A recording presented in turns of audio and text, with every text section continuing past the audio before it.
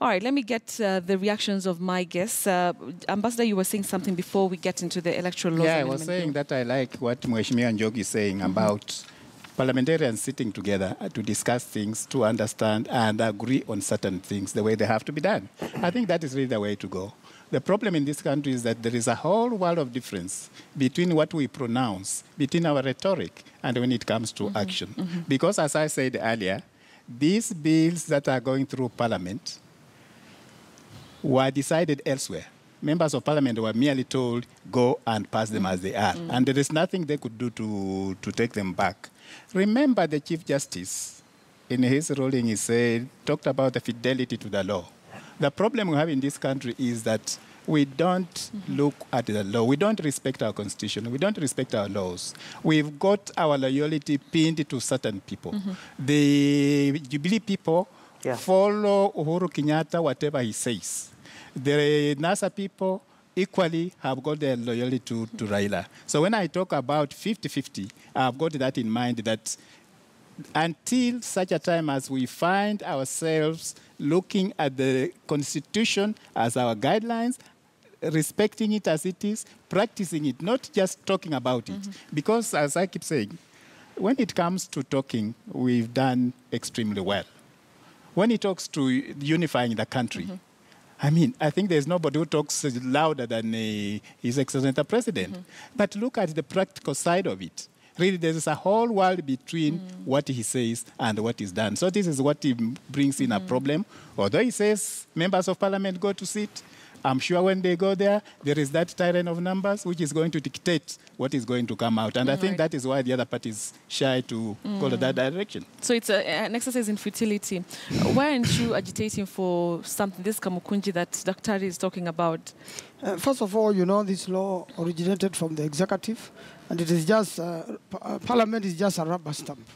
And, you know, the import of it, I said most of the sections are good, but the idea of amending the Constitution through a piece of legislation is really ridiculous. You know, you can only amend those parts of the Constitution through a referendum and some other parts through a 2/3 majority of the House, which right now Jubilee does not have. It cannot really amend the Constitution because it doesn't have 2/3 members. It could not even meet that when they were most whipped, when the Speaker was being elected. They still did not get to 2/3.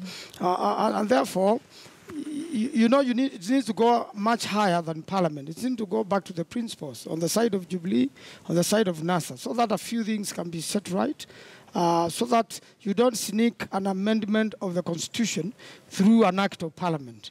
It's really unfair. It will still go back to courts later on, and I'm sure it will be nullified, because that particular section of the law cannot be imported from the Constitution to an act of Parliament. It is really ridiculous. Okay, and I'll put this to you, Dan Manzo. What is the solution that NASA is giving? Because we have quite a number of issues that, you know, politically speaking, and also to do with the law. What is NASA's solution? Because Raila Odinga went to the Supreme Court, he made his case, he won.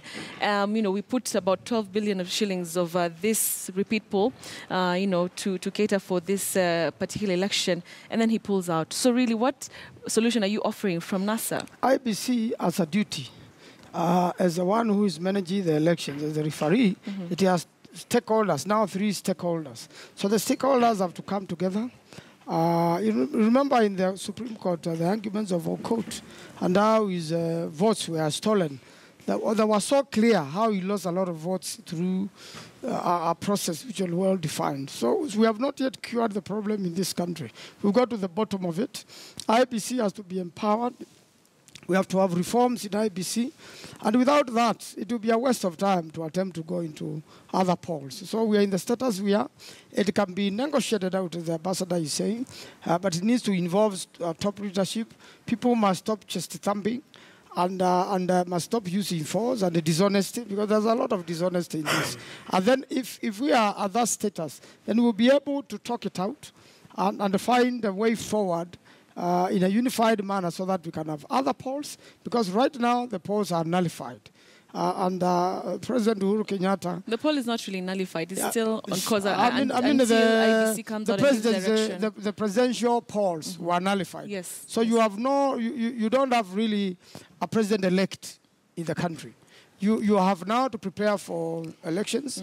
The events of yesterday also nullified 26th legally. And therefore, the judgment today has already been overtaken by events. To me, that's the status. But what's the solution? Because the solution is negotiation between the parties. Dialogue. If there's no dialogue, we are not going to get a solution at all. Well, the Jubilee Party has had a narrative that NASA is looking for a Nusu Mkate government. Is that the kind of dialogue you're talking about? All we want is free and fair elections. We want our stolen loaf back, because the truth of the matter is the loaf was stolen. But by the way, Betty, yes. Even when you talk of Nusu Mkate, what do you actually have in mind? This Kenya belongs to all of us. Every Kenyan is entitled, because we pay taxes, and every Kenyan is entitled to benefit from the national resources. So when you talk of Nusu Mkate, are you saying that the party that is in power should take the whole Mkate and the other parties don't get whatever it is? I'm not ashamed to say even that is Nusu Mkate is a necessity because we are entitled to it as Kenyans. All right. Daktari, what are your thoughts about this conversation and this dialogue that is being put on the table, this proposal to have dialogue between the two parties? What really is the inner workings of it?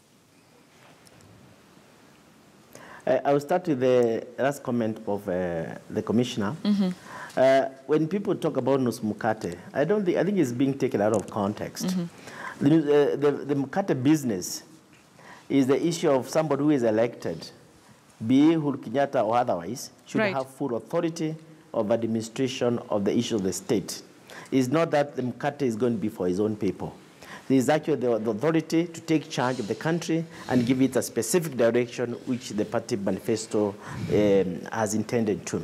The other thing is that when Manzo talks about chest thumping, me, I've never had somebody who chest thumps more than Raila Amolo Odinga. Like today when I was coming to work, he was being interviewed by a radio. And when he was asked about what Uhuru Kenyatta is saying and what the deputy was saying, he concluded very easily. Akasema yu ni kama mnyambo wa puda. To me, that was very insultive. Thirdly, when you talk to about Parliament, they are saying that this thing is coming from the executive. But also the way the NASA coalition MPs are doing is specifically as instructed by their principal. So what this calls upon is Kenyans must enter in this discussion. Is Parliament free to conduct its business? Or if they are not free, what next? You saw it yesterday when two MPs, one Jaguar and one Babu Wino, sorting it out physically. And by the way, I want to assure you, Betty, the purpose of this physical fight was to get attention of the principal as the defenders of a certain coalition.